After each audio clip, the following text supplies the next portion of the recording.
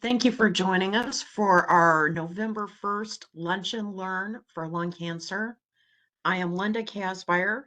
I'm the Illinois Department of Public Health Comprehensive Cancer Control Program Manager. And it is my pleasure to introduce you to our host moderators for today. We have Sarah Chavez and Eric Adjay. So Sarah or Eric, go ahead. Hello, welcome to our Lunch and Learn this morning. We are hoping to give everyone a good overview of lung cancer in the state of Illinois. So today we thought we would begin with a overview of the lung cancer demographics. And so our speaker today who we've invited is Kyle Gardner, who will be presenting on lung cancer in the state of Illinois and give us some numbers for point of context. Thank you very much, Sarah. I will work to share my screen. Let me see.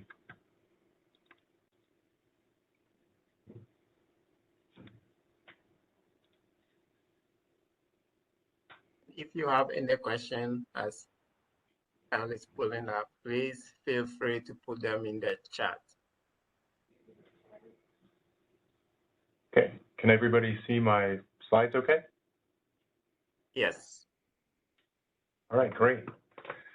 Thank you so much for inviting me to present and talk about this topic. As Sarah said, I'm a cancer epidemiologist with the Illinois State Cancer Registry. I've been working here for now 12 years and have been doing this work and have seen a lot of things change over the years, and hopefully this presentation will give you some understanding of the changes that we're seeing in lung cancer in the state of Illinois. Just to give you a little bit of background on the registry, and first and foremost, tell you all that I have no conflicts of interest to disclose to you. The Illinois State Cancer Registry is funded in part by the National Cancer Institute, as well as CDC and the state of Illinois. And all the details are there on that slide, and I'm not going to bore you with all of that. But the important thing, no conflicts to disclose. The Illinois State Cancer Registry was established in 1986, and it was authorized to collect cancer cases under the Illinois Health and Hazardous Substances Registry Act. Now, over the years, that started with hospitals, but over the years that evolved into freestanding oncology treatment centers, laboratories, pathology laboratories, dermatology doctors and dermatology centers. So we collect cases from a host of different healthcare providers, and it really helps us get the most robust data collection effort.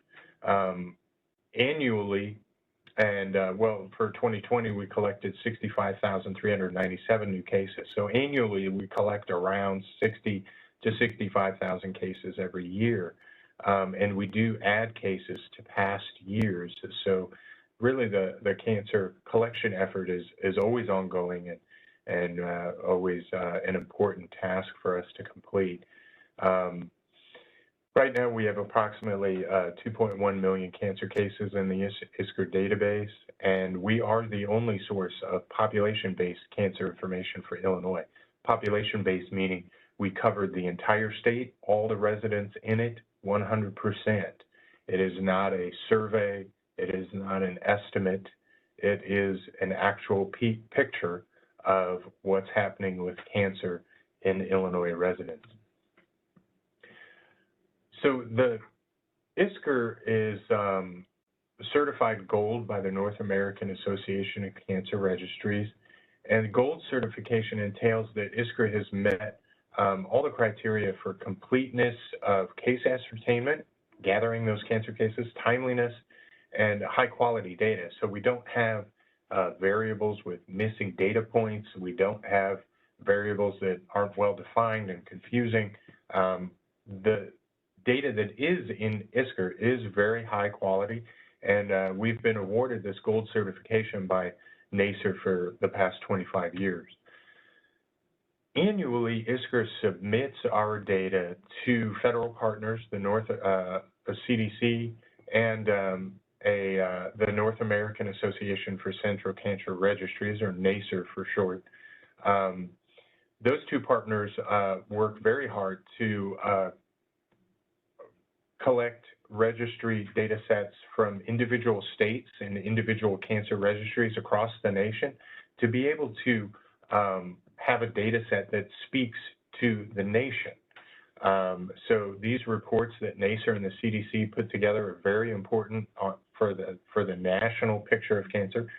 And those are the annual report to the nation on the status of cancer by NACER, and CDC produces the United States Cancer Statistics. And they're both those organizations have web queries and other tools to help people get at national data. So how do we use ISCR data? ISCR data is used a host of different ways, and we try our best to provide the public with as much data as we possibly can. That comes through the form of annual epidemiological reports that are completed by staff in our division. Public use data files, we have a web query system. We do participate in special studies requiring IRB approval.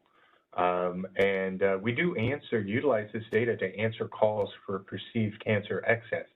That ranges from residents concerned about cases of cancer in their neighborhood to maybe federal agencies, federal partners that are concerned about carcinogenic exposure and its possible association with cancer. So there's a host of ways in which this data is utilized, and I'll go through some of those real briefly. Annual incidence and mortality reports that we create.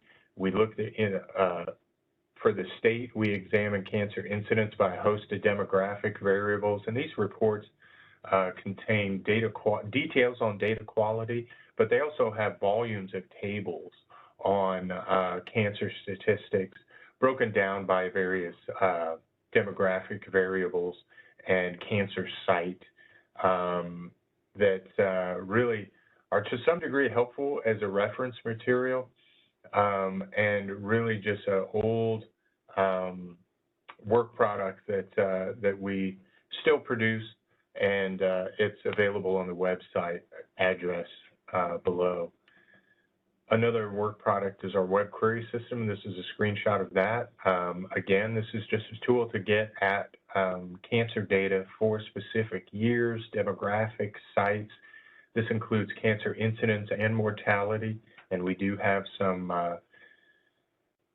data on there by different geographic areas, state, zip code, and county. So this is a pretty useful tool, and we just want to try to push out as much data as we can to the public for them to use. And that is available on the web address below as well. We do produce public use data sets, which these data sets are a little more involved, and they're really designed for researchers to be able to get at ISCR data without going through IRB. And so we have 5 geographic levels for the state, the county, zip code, community areas, Cook County, that's divided by the Cook suburbs and the city of Chicago.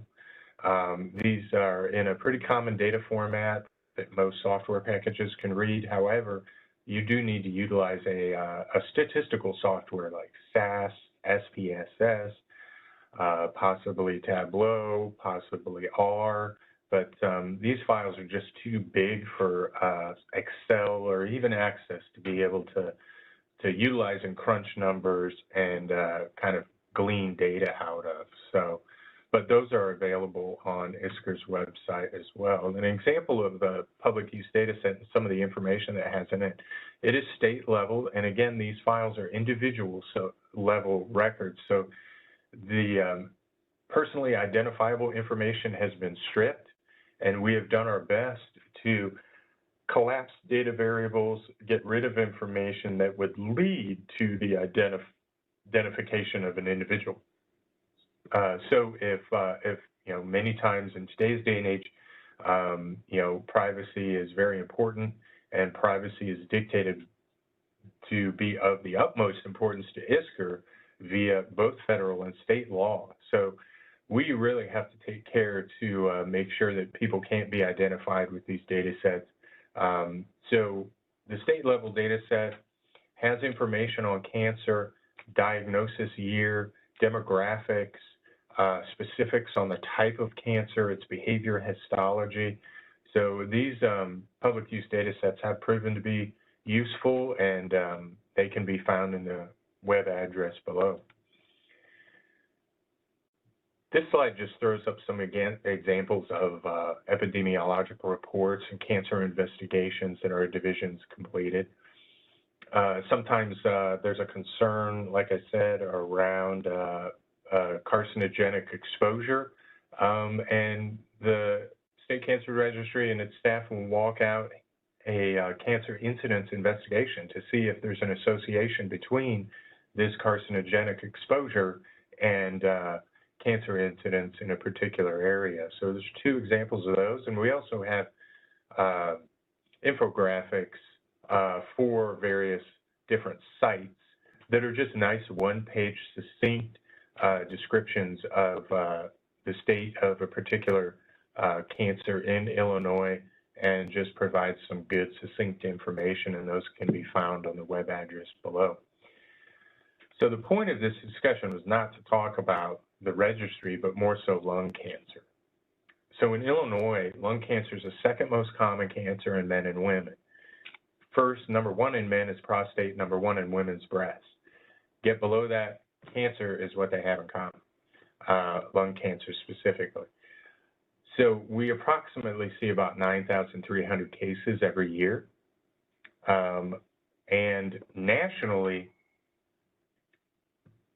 25% of the people diagnosed with lung cancer live past 5 years. This is what's known as a 5-year survival rate. 25% is very discouraging, to be honest with you. I think we have a lot of room for improvement and a lot of work to be done to try to raise that percentage of people that live past 5 years after being diagnosed. With respect to mortality, 24% of all cancer deaths are due to lung cancer. That's approximately about 6,000 deaths per year in Illinois due to lung cancer. There are three components in this presentation that I want to look at with respect to lung cancer. That's incidence, the stage of diagnosis, and mortality. And we'll take a look at incidence here first. Lung cancer incidence in Illinois is 59.3 per 100,000 people. That's the rate overall for our state. And that is slightly higher than that of the nation. But as you can see in this map, and I think this is a very good illustration of how lung cancer is kind of centered in the Midwest and southern states, the incidence of the disease, the occurrence of the disease. That may have to do with a variety of different factors, but chief among them is smoking, and also radon exposure, health behaviors, people's diet, also occupational exposures. But I'm going to talk about those a little later. But right now, just want to focus on incidence, what's going on in Illinois. So compared to the nation, we're a little bit higher, but we are kind of in a geographic area of the country that sees more lung cancer incidence. So across time, the lung cancer incidence in the state of Illinois has been relatively flat, seeing some steady declines, small but steady declines over the past, over the recent decade. I would imagine that if we took this graph out further, maybe if we were able to go back to 1970, we could see some pretty dramatic declines with declines in smoking rates over that period of time. But Currently, small steady declines. Honestly, some would say this is a relatively flat trend over this time period, but I am encouraged by the last 10 years. When we take a look at lung cancer in males, incidence in males and females, we do see gender disparity here, with males having a higher lung cancer incidence than females. Good news is that trend in males is decreasing over time. With respect to females, we see kind of a troubling increase in lung cancer incidence in the first few decades of this time period, but again, a decrease in the last decade, which was encouraging to see. And another important point here is that this disparity between men and women has decreased over time. When we look at, and I do apologize, this is a bit of a busy slide, but when we looked at men and women by race and ethnicity, we do see some racial ethnic disparities as well. Non-Hispanic Asian Pacific Islanders and Hispanics have some of the lowest lung cancer incidence rates, and non-Hispanic Black men some of the highest. That disparity, thankfully, has shrunk over time, and the trends with respect to each race and ethnicity has decreased over time, which is good to see. So I guess two key takeaways from this slide is the fact that we do see racial disparities, but those are shrinking over time with respect to lung cancer incidence. And the gender disparity that we saw on the prior slide, we also see that disparity across race and ethnicity. So that isn't specific to any one race or ethnicity. That difference that we see between men and women is seen across the races as well. This is a map of Illinois counties, obviously, and this is lung cancer incidence, and I've highlighted counties that are statistically significantly higher than the state rate, as well as those that are lower. So the counties in brown have very no difference. Counties in red are a little higher. We see that downstate Illinois is really kind of a little bit higher overall. A host of counties there, Champaign, Cook, and some of the collar counties are lower. Again, smoking rates probably have a pretty profound impact on that, but I just highlight this to maybe show some the ability to take a look at this geographically and highlight some areas that might be good opportunities for intervention with respect to lung cancer incidence. The stage of diagnosis with respect to lung cancer, ideally we want to avoid cancers being found at a late stage when treatment options become limited or maybe not as successful as they would in an early stage. And by late stage, I mean cancers that are diagnosed in a regional or distant stage. That's when the cancer has already invaded other organ systems, invaded nearby tissues, so that cancer has, you know, by all definitions, spread to other areas of the body. So the map that we have here examines late-stage incidence for lung and bronchial cancer. Illinois, again, slightly higher than that of the nation, and, you know, in an area that is also substantially higher than that of the nation. So when we look at the distribution of stage of diagnosis for lung cancer in Illinois, roughly 65 to 70% of the lung cancer cases that occur in Illinois are in the regional to distant stage. That's a stage that we don't want to see cancers being diagnosed in. We want to see those diagnosed in a local stage where treatment is more successful, where that 5-year survival is going to be higher. So the goal, or my desire, is to see this shift from regional distant stage to localized stage. And, screening is a big part of that, to be able to realize that shift, and I'll talk about that later on. But I do want to touch on mortality. Again, we see the same pattern with respect to Illinois versus the nation and other surrounding states as well.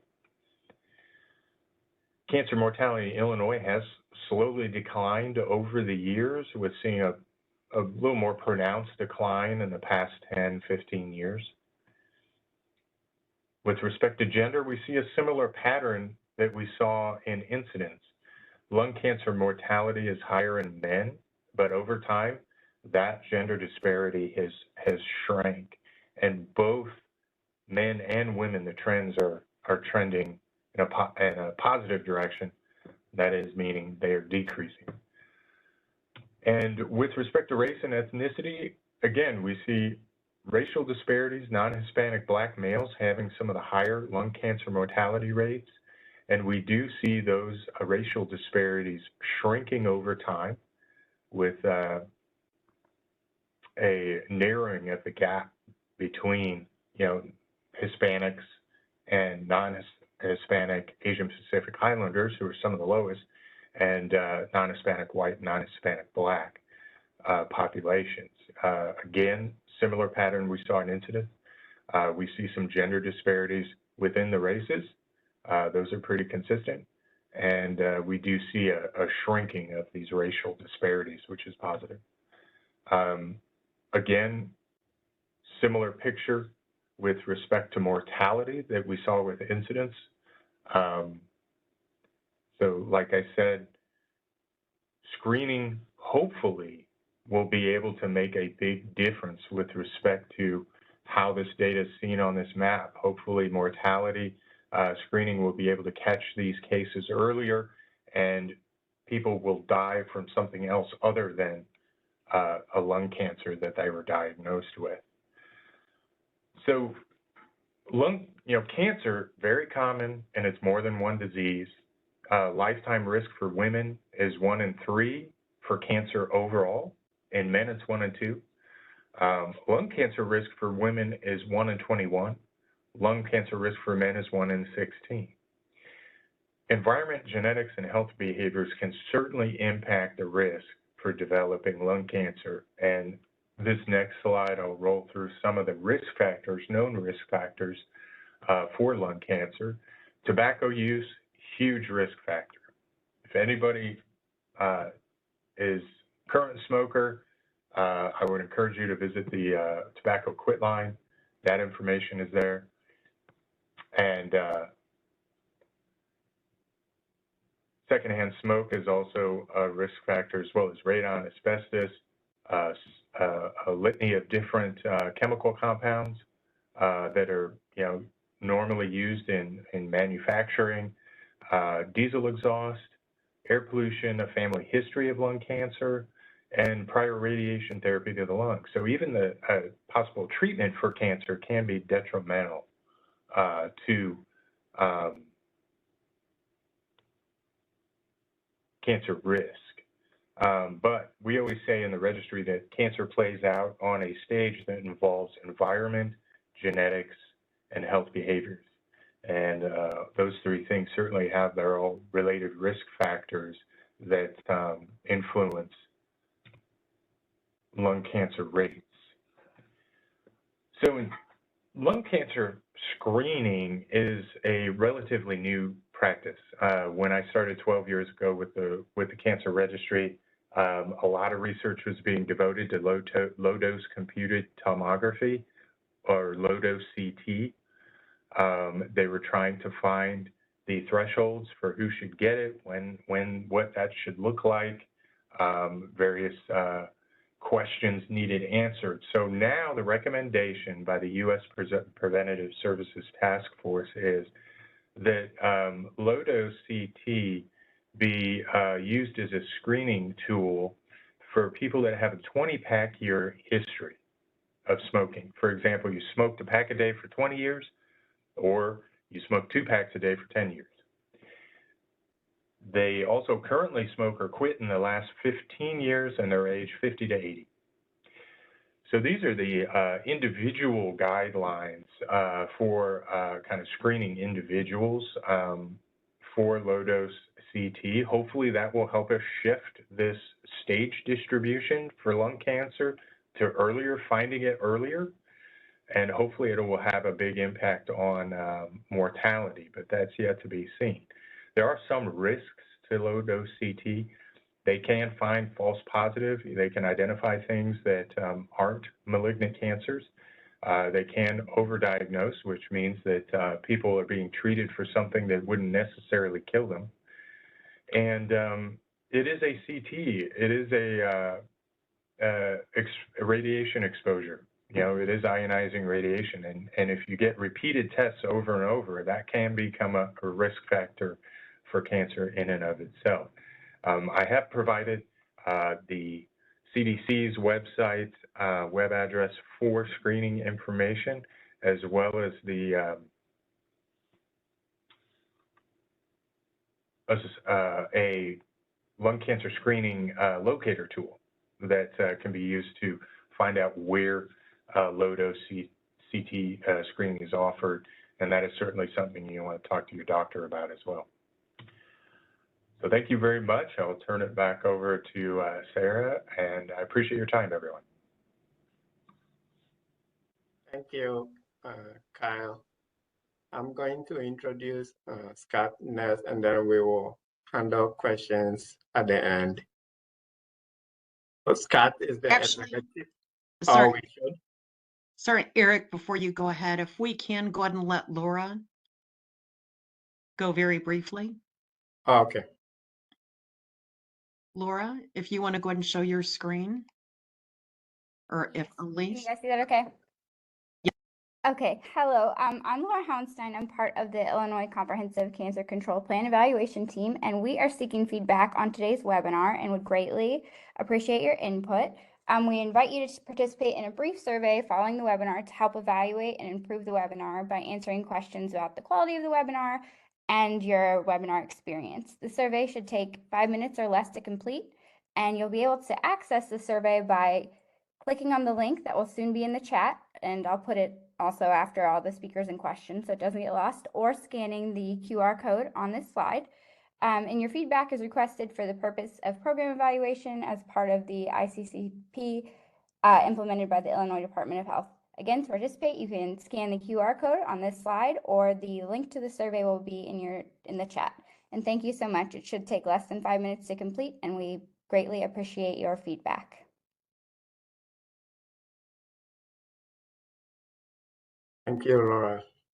So I'll introduce Scott Ness, and his full bio will be in the chat so that we don't have a lot of time. So Scott is the Executive Director of the National LGBT Cancer Network, and he's also the PI of both CDC and tobacco-related disparity work. He is a faculty at Brown University as well as Boston University. And he's going to talk to us today about lung cancer screening and the LGBT community. So Scott, take it away. Thank you very much. I appreciate it. Also happy to be in Illinois virtually, at least it's where I grew up. So it's great to be back here again. And with that, I'm going to share screen and see if we can get this to slideshow. Can you all see what I am sharing now? Yes. Okay, great. All right. I'm going to go through these kind of quickly. I have given Illinois the slides, and so you can get a PDF for them if you need more information from them. You saw who I was. I do want to say I have disclosure that I have funding from Takeda to create a lung cancer screening toolkit, as a matter of fact, which we're working on right now. So I'm hoping that as we get some tailored materials, folks here are interested in using them. But with that, let's set the stage for what's kind of changing in our communities and what's creating barriers specifically to lung cancer screening. You're going to see in a lot of this that I'm not going to provide outcome information around rates in our population related to lung cancer screening. Why? Because data aren't collected in electronic health records in order for us to generate that information. So what I need to do instead is provide you with some factors that are influencing the population to create the barriers, and then we know the strategies are in order to get around them. With that, one of the biggest things that's shifting right now is that about, as you can see from that last thing there, 1 out of 5 of the youngest generation of adults is identifying as queer in some way these days. And it's even more, we anticipate, of youth population. And that's a really big trend change from where it's been in the past. So much so that at one point we were projecting what the total rate of the population was going to be. And this is what it was looking like. It was practically a logarithmic curve. So this is something that in our world is really shifting quickly and making a difference in the number of people that we're seeing. Like I said, we don't have the data for youth, but we do know of the youth surveys that are out there, very large ones. There's another demographic shift that we're watching. And that's that instead of trans and gender nonconforming people being a tiny sliver of the queer population, we are now over half of the youth are identifying as trans or gender nonconforming or non-binary in some way. That's another big shift, and the next thing I'm going to say is probably really related to that, or one of the things I'm going to say very soon. Another thing that's important too is that we're a much more racially and ethnically diverse population than the general US population. So when you do any work with our communities, it has to start from a beginning of intersectionality. It can't be optional. And now, likely because of the phenomena of the increasing number of people identifying as gender nonconforming, things like that, we're seeing a type of backlash against it. And the reason I bring that up here is not because we're talking about politics, but we are talking about what our community members are traumatized by, are concerned about, and are reacting to in our health-seeking behavior. So this slide's actually a little outdated. There's a newer one that shows that it's over 500 anti-queer bills were introduced just in the last legislative session. I'm really happy that Illinois is gray on there, because it means that, as you can see, you're one of the rarer places in the country that these aren't being introduced in. But that said, our news is obviously not just about the state we live in, it's about the whole country. So what this means as an upshot is we feel like we are under a hailstorm attack of state-based anti-queer activity against us. And while we sometimes see, like, we get great success sometimes with getting tobacco control activities to do more queer-friendly things, like, for example, we see Tobacco-Free Florida here supporting Pride. We're really excited about those sorts of forward steps. The other side of it is we also see state departments of health, also Florida here, in this case, skipping the American Medical Association or American Academy of Pediatrics, instead going to places like the Catholic Medical Association so that they can put out official communique, in this case against gender confirmation care for trans youth. So again, we're seeing state actors who we had developed some measure of trust with now really fracturing that trust with us, which makes us much more suspicious and drives our medical mistrust, really spikes it through the roof. So then if we're talking about smoking in particular, the base thing to know here is that our population has a 40% higher rate of cigarette smoking. We also disproportionately use menthol products than compared to the general population. We also see more tobacco ads. E-cigarettes also disproportionately used by our youth compared to the general population. So in all of these metrics, we are absolutely setting the stage that we're going to have a much higher lung cancer incidence. Again, I can't usually give you those incidence figures. I can't because of the lack of data collection, but you can't have this input and not have higher lung cancer without being magical. And I hate to say it, but I don't think we're magical.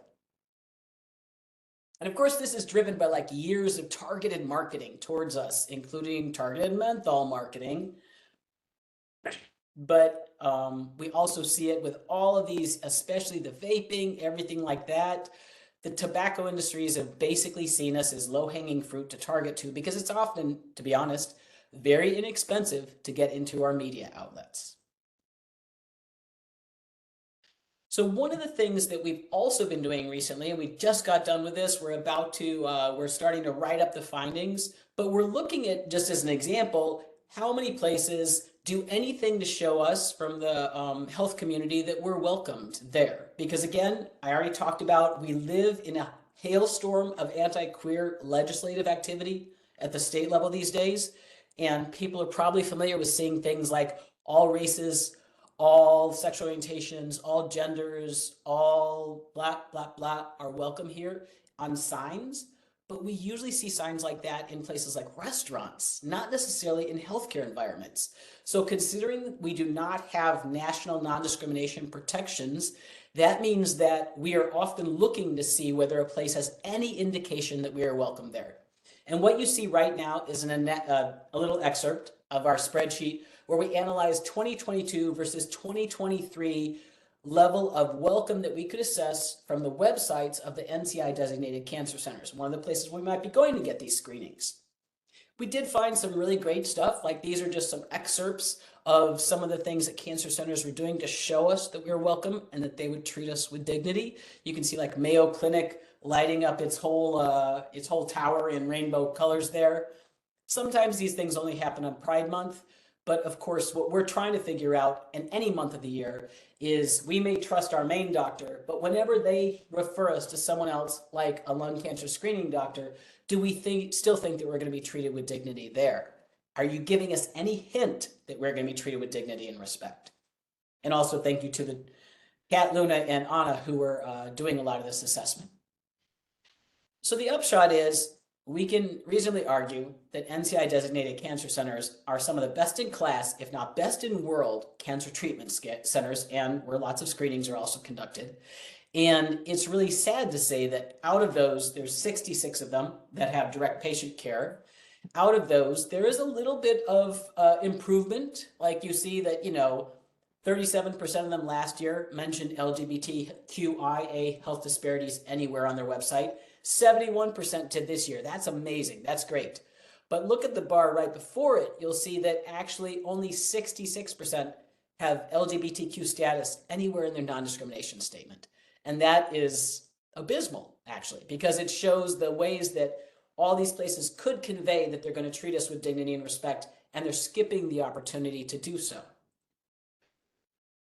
So just to give kind of an example of how these things end up crashing in our brains, you see the lighter color bar there is from 2022 to 2023. There's a 17% increase in the level of welcome being conveyed on the web by these NCI designated cancer centers. But at the same time, there's a 65% increase in anti-queer state-based legislation. So our medical mistrust is going like this, our level of feeling under attack is going like this, and the health community is only doing that much of a shift in trying to help us find safe spaces where we can get treatment. So the upshot is we're absolutely making progress, and the demographics of the population are shifting really quickly, but we're also losing ground.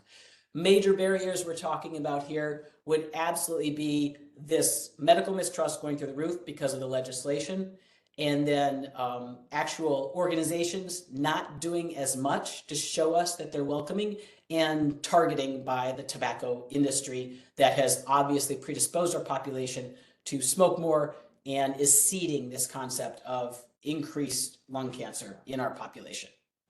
All of those bad factors that we have to fight against. And just to add another one in there, we often don't even realize that we have smoking related health disparities. Like as this menthol fight, is heating up around the country, we usually have no clue that we smoke menthol at higher rates than the general population, aside from, of course, the African American LGBTQIA folks, where that is pretty well documented. But the lack of data is definitely another barrier that really hurts us in trying to even understand the magnitude of the problem and get the tools to fix it. With that, now let me go into the strategies to actually change this. And I will say in advance, some of these strategies are very organizationally based. And you might think to yourself, yeah, but I'm one provider. What can I do to change my organization? And I would actually say that in the Margaret Mead, adaptation, that it really usually is one person who's a tenacious champion who does change their organization.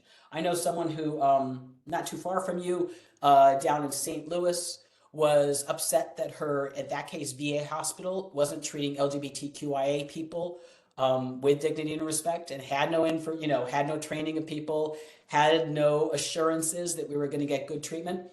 And she decided to take, she was just a nurse. She was not management at the hospital. She took it up to the top of the hospital and ended up creating, because of her tenaciousness, an ombudsman office specifically for queer folks to go to in case they had any bad issues with treatment at their organization.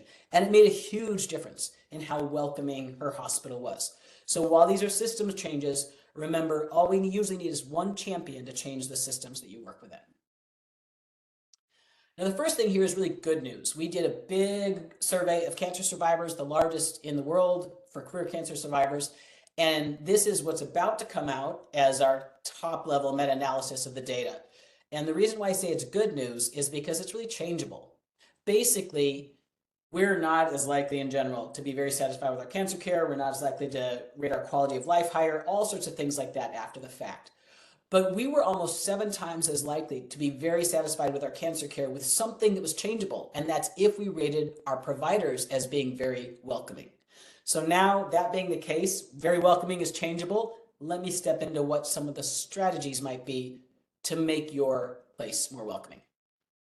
The first thing is you absolutely have to start in-house. If you're not treating your employees and your prospective employees and recruiting and valuing people for the fact that they're queer or sexual and gender minority, SGM, then you're not going to do a good job of serving the rest of the communities and the patient population. So this is actually a picture of HHS all wearing out to enroll rainbow wristbands from, okay, I admit it's a prior administration, but nonetheless, 2 prior administrations, but nonetheless, it talks about how they didn't just have employee support groups for, if you're queer, get together and be queer together. They had actually expert groups of their queer employee base.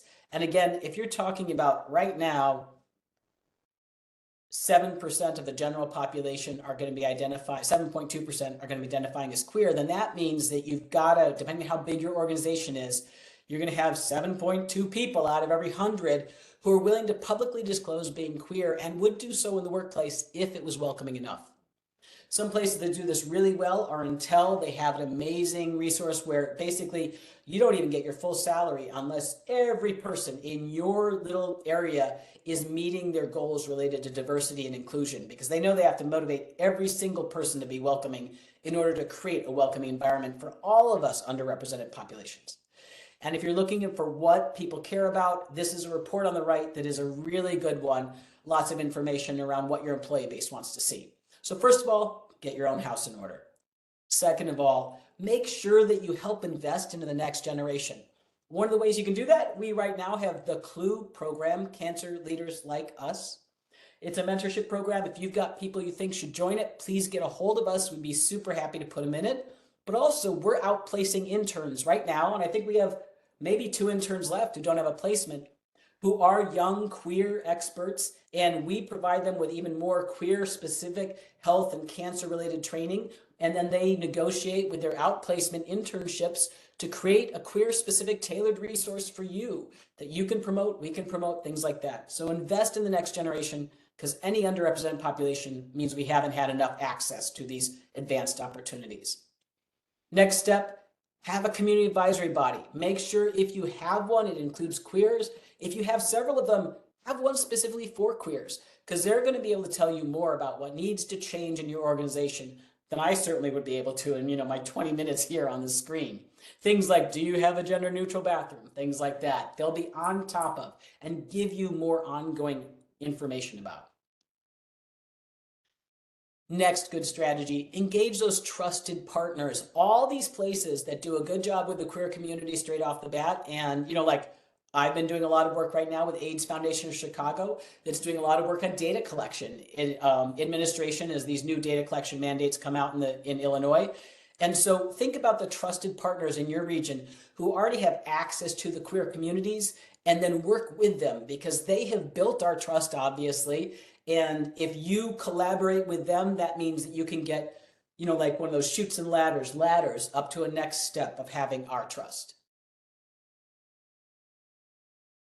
Next step, make sure we can find something on the web. There was, again, if my doctor says, go get a colonoscopy, or, luckily I would not be staged for lung cancer screening, but if he were to say, go for lung cancer screening, My problem is I may trust that doctor, but especially as a trans person, do I want to go and get disrespected while naked at some other doctor today? There's never a good day when you say that today's the day I want to be disrespected while naked, right? So that means that we have a real hesitancy around going to that specialist. And so one way we could do that and get over the barrier is if I look at my like colonoscopy or lung cancer screening place, can I find anything on the web that says that they will treat me with dignity? That's anything that shows that they care about this underrepresented and discriminated against population, and they want to counter the health disparities. If we can't find it there, then we have no reason to think that we should be able to trust you. And you're going to be building this medical mistrust, and you're also going to be building our hesitancy to get the screenings. And one of the things that you can link to, and we built it so places like you would link to it, is this is our tobacco cessation website tailored for queer folks. And we encourage you, if you do anything related to tobacco cessation, lung cancer awareness, anything like that, please use this in your resource list. And then at the same time, we are about to debut our landing page, I think in half a month for lung cancer screening.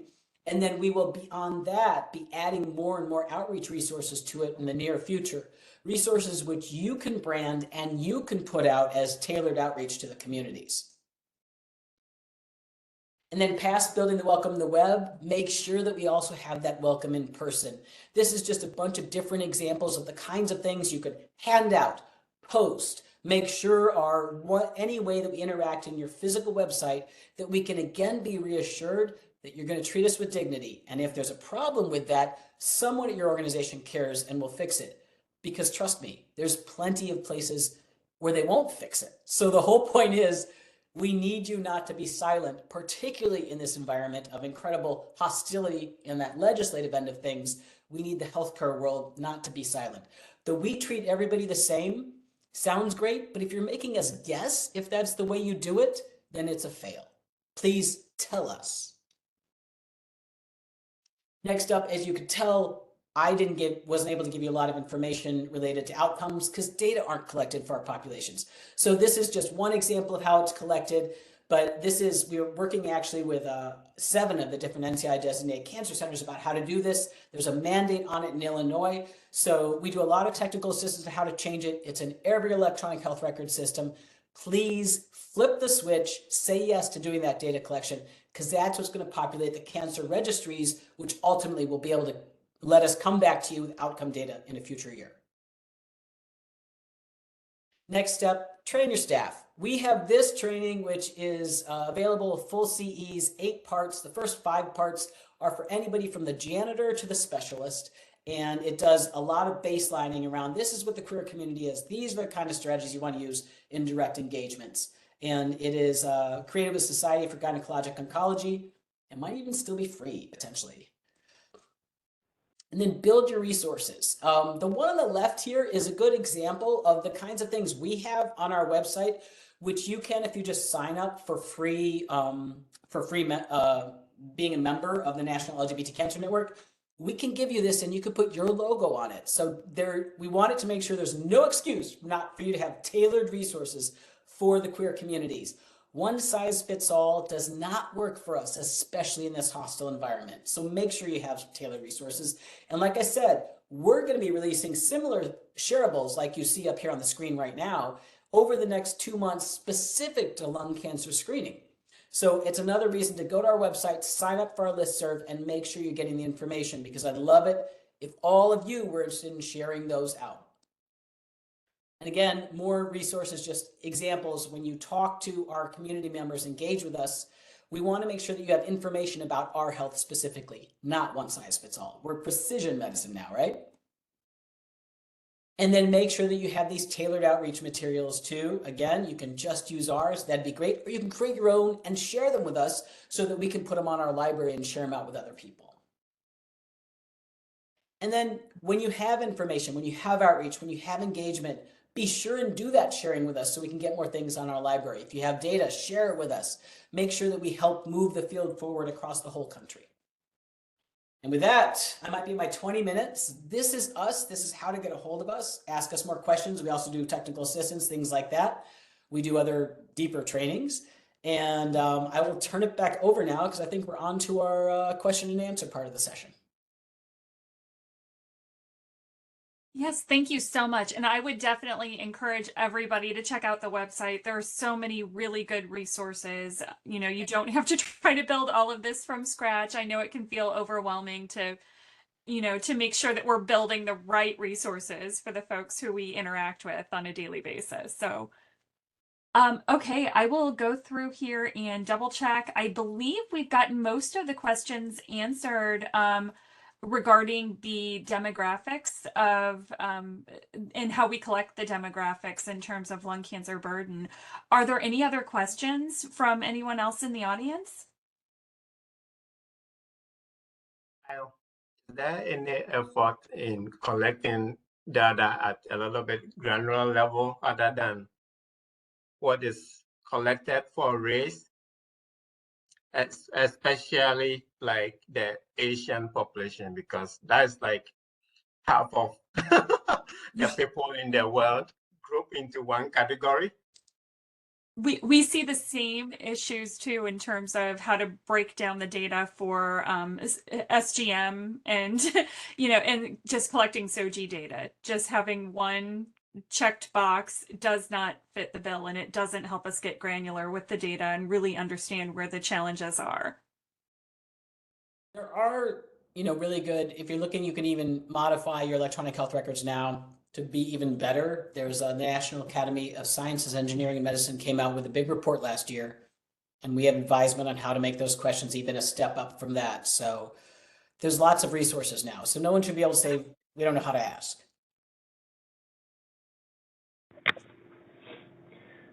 This is Kyle. Yeah, certainly the cancer registry, with respect to race and ethnicity, we do collect finer detailed racial, ethnic information. Many times that information is a little difficult to report because of small number issues and things getting down to a point where we're kind of worried about identifying people.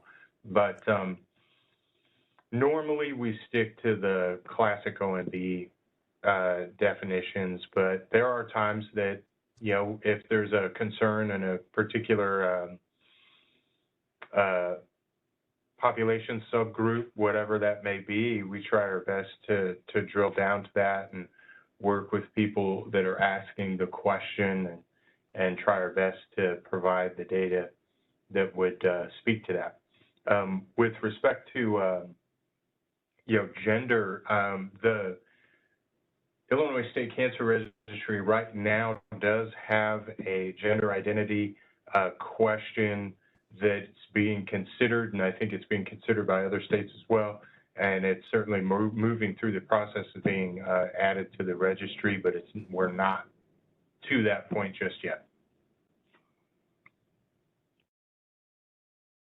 Thank you. I think at least it's good to hear that it's there. So if truly needed, at least someone can ask or aggregate data on those kind of things, because that has been one of my big things too. Any question? Other question? I see that Anita has Yes. her hand up, and I unmuted her so she can Okay. answer the Yes. question. Yes, this question is for Scott.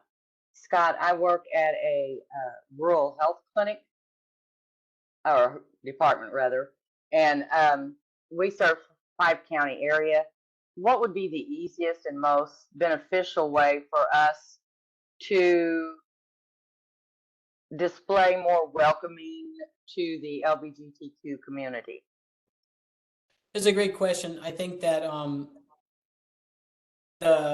first of all, figure out if you can put something on your website. I mean, I go to websites all the time and I'm just like searching for, is there anything under lesbian? Is there anything bisexual? Things like that. So see if you can put a modification on your website to put a call out there. And so it can be its own page, which means that it doesn't, usually unless people are kind of like looking around for it, they won't necessarily trip across it, right? Okay. But then the other half of that equation can be, like, it's incredibly powerful to have rainbow flags. I forget exactly where I was. Oh, I was following a disability bus service in my state today, and on the back of the bus, they had the rainbow flag, all the rainbow colors, and it was in a sticker that said "All are welcome here." At the end of each color, it said that, so it was kind of balanced out. Okay. Like the power of those little rainbow flags, we're cued to finding small indicators of welcome because we've had to in order to stay and survive. So it doesn't have to be huge, but buy some of those rainbow flags, clings off of Amazon, slap them on a window. They're not going to be big for the rest of the world, but we're going to be looking for them and really appreciate seeing them. Okay. Thank you, Scott. Yeah. I have a question. So I'm glad I saw Henry Ford over there because I'm at Henry Ford now. And I am in the otolaryngology department, ENT. So we do a lot of like gender, I don't know what we call it, the transformation surgeries. And Confirmation. for the past, I don't know, 6 months or so, it's not unusual for me to come to work and see a lot of people outside. Are you going to say protesting? Protesting. Because I believe we are the only institution around here that does that. So we get a lot of people from especially Ohio coming here for that. So I think that has probably created a little bit of fear for other organizations to do that. So what is your advice for those people, especially those smaller organizations? Like we can afford to do that because we are a big healthcare system, but for example, a local health community, how can they do that? Because I'm pretty sure that's something that they will probably see too. Yeah, so it's a great point. We are a polarizing lightning rod for some piece of the country, which is sad because we're kind of being used as a political like bully boy to whip up a base, which is different than kind of caring about the actual experiences of our own communities. We do see those gender confirmation care clinics being attacked in a lot of places. I was just talking with some people in New Orleans where their clinic is being forced to close by their state. And then I've also been talking to people in like Tennessee where their clinic is getting a real brain drain because the people who want to work at those are feeling like it's too hostile. So to be honest, in the current environment, I would encourage you to figure out a way that you can show some welcome to our communities and gauge it to your local scene to make sure you do not become too much of a lightning rod yourself. And if you do, it is really good to manage all the way up to your upper management. That whole "we ask because we care" thing where I had a little excerpt of one of those signs, which is what a lot of health agencies are using now. And they're saying like, why would you be asking queer, things like that? You got to have short, brief counters to some of the criticism that you might get, because that's an easy way to diffuse things and make sure that your people are educated all the way up to the top policymakers and administrators around how to briefly counter it, which can usually diffuse a lot of concerns. Of course, we can't get rid of all attacks. So what I'm really kind of saying is keep your head low, but just don't keep it underwater, because underwater, when it's not visible to us, means that you're helping fuel an ongoing health disparity. Thank you very much. And Elise, you're talking about to the floor of Congress. I actually just had a conversation with someone who runs the Queer Caucus, the Equality Caucus on the House of Representatives.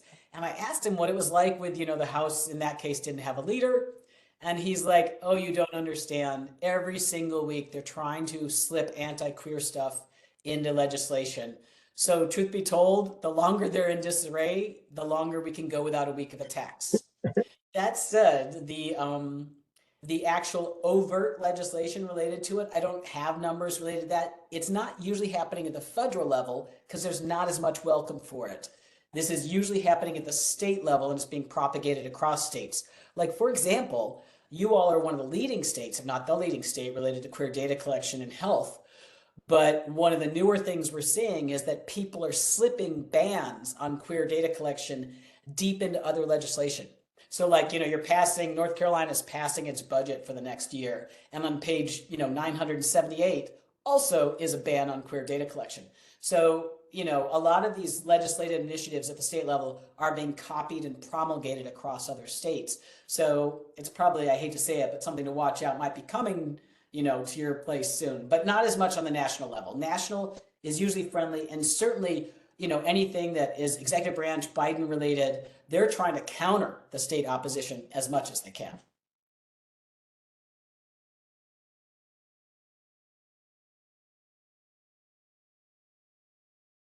I think we're done. Yeah, thank you so much for both you, Scout, and Kyle for joining us today and just giving us a much better sense of sort of where we stand and where we can go from here. I think that's really our goal for these Lunch and Learns, is to figure out what resources exist and are available and give us that inertia, that momentum to just get started and to not feel like we're kind of up against it alone.